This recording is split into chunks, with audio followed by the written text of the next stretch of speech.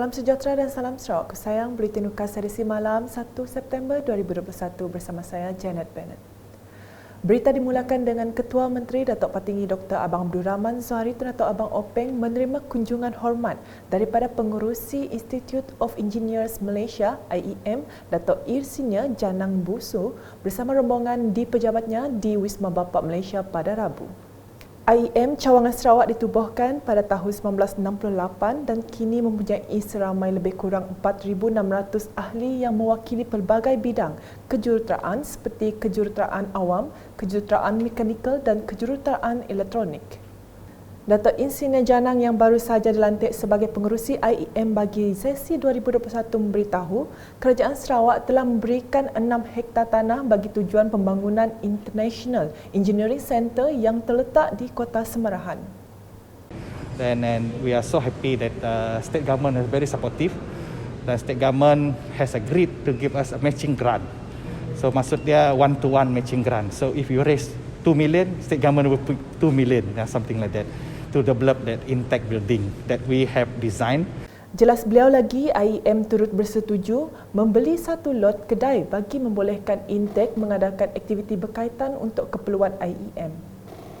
Intech ini bertujuan untuk mengadakan seminar, mengadakan kursus-kursus pendek to upgrade our engineers, our Sarawak engineers, to develop, to instill in the young engineers that just graduate member of our graduate member, to develop them to enhance their knowledge in engineering.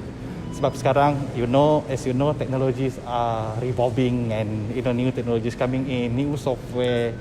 So the state are gearing up into digitalization. So we hope that engineers also are embarking into digital technology and AI.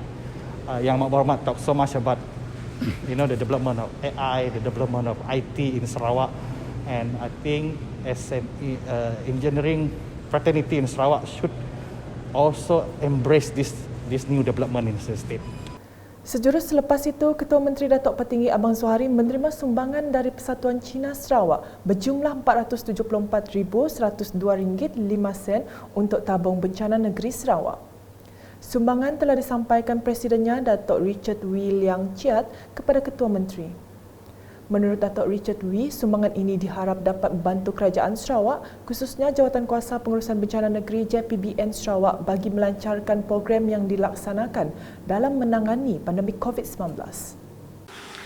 And what we did is that the association's idea is to try to, in response to the CM's call, and especially during his birthday, he just said that he doesn't want any present. He just asked people to donate. So we actually responded to that. So we started off with Mr. Kwek being the chairperson, chairman of this, and today we managed to raise 474,000 ringgit. And out of that, the total donors is more than 15,000 people responded throughout the community.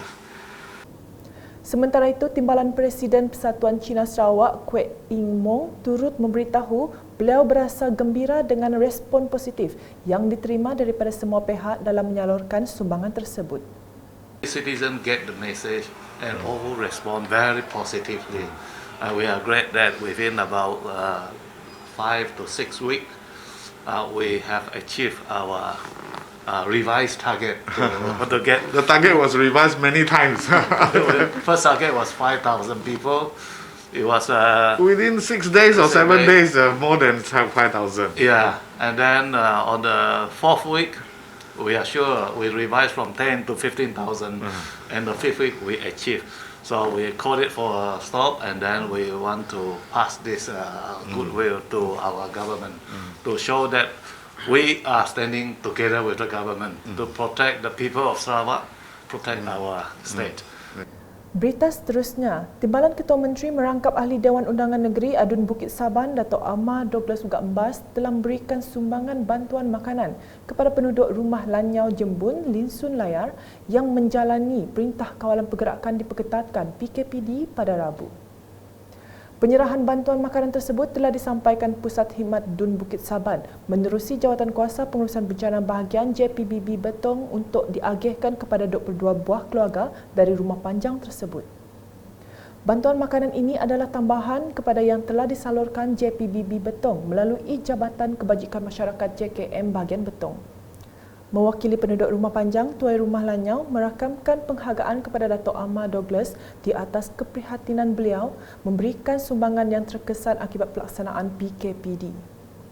Penduduk rumah panjang tersebut dikenakan PKPD selama 14 hari sejak 26 Ogos hingga 8 September ini bagi melaksanakan pengesanan kes secara aktif SCD. Selanjutnya, Ahli Parlimen Kota Semarahan Rubiah Wang dan Ahli Dewan Undangan Negeri Adun Asrajaya Dato' Abdul Karim Rahman Hamzah telah menyalurkan sumbangan bantuan makanan kepada 150 buah keluarga di Kampung Tambirat Lot pada Isnin. Bantuan makanan tersebut merupakan bantuan tambahan daripada Jawatan Kebajikan Masyarakat JKM Bahagian Semarahan untuk meringankan penduduk yang dikenakan Perintah Kawalan Pergerakan diperketatkan PKPD sejak 22 Ogos lalu. Kedua-dua wakil rakyat juga berharap agar penularan wabak COVID-19 di daerah Asrajaya dan Kota Semarahan kembali pulih. Dalam pada itu, Ketua Kaum Kampung Tambirat Lot Zamzari Suud menzahirkan ucapan terima kasih kepada Ahli Parlimen Kota Semarahan dan Adun Asrajaya di atas keprihatinan dalam memenuhi keperluan penduduk sepanjang PKPD tersebut. Sementara itu, Adun Muara Tuang Dato' Idris Buang telah menyantuni penduduk Kampung Sebayo dengan menyumbangkan 100 bakul makanan pada Isnin. Bantuan tersebut adalah bagi meringankan bebanan penduduk di kawasan itu yang menjalani Perintah Kawalan Pergerakan diperketatkan PKPD sejak 21 Ogos lalu. Sumbangan bakul tersebut telah diserahkan kepada Ketua Kaum Kampung Sebayor, Ruda Unong. Dalam pada itu, Ruda merakamkan ucapan terima kasih kepada Adun Muara Tuang di atas bantuan yang dihulurkan dalam meringankan beban penduduk menghadapi PKPD. Berikut pula di Miri, penularan wabak pandemik COVID-19 telah memberi kesan besar kepada ekonomi dan pendapatan penduduk.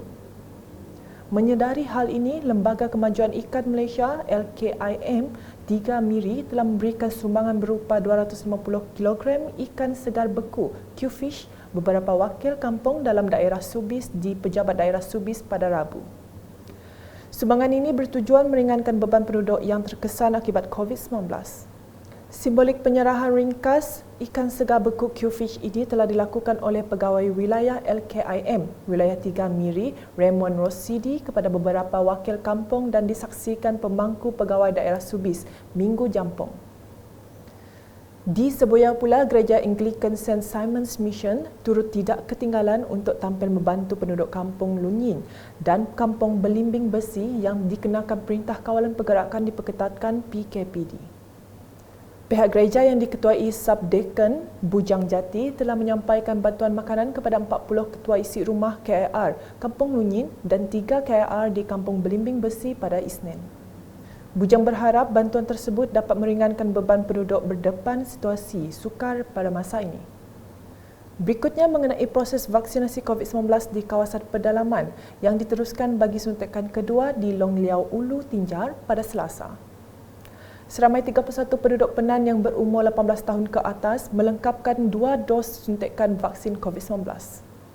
Pejabat Kesihatan Bahagian Miri telah menggunakan pengangkutan helikopter milik Jabatan Bomba dan Penyelamat Malaysia JPBM untuk ke Long Liau Ulu Tinjar yang jauh di pedalaman Tinjar Baram.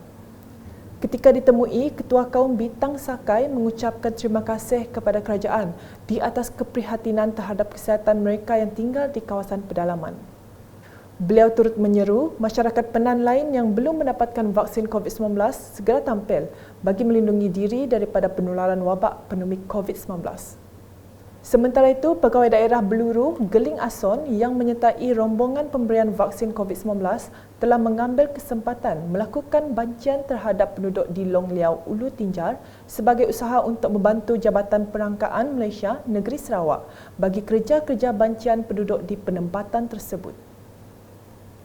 Sekian edisi malam bersama saya Janet dan kru penerbitan. Berita lebih lanjut boleh didapati di semua platform media sosial UKAS termasuk portal ukas.sarawak.gov.my dan pastikan anda subscribe ke channel di YouTube. Salam UKAS.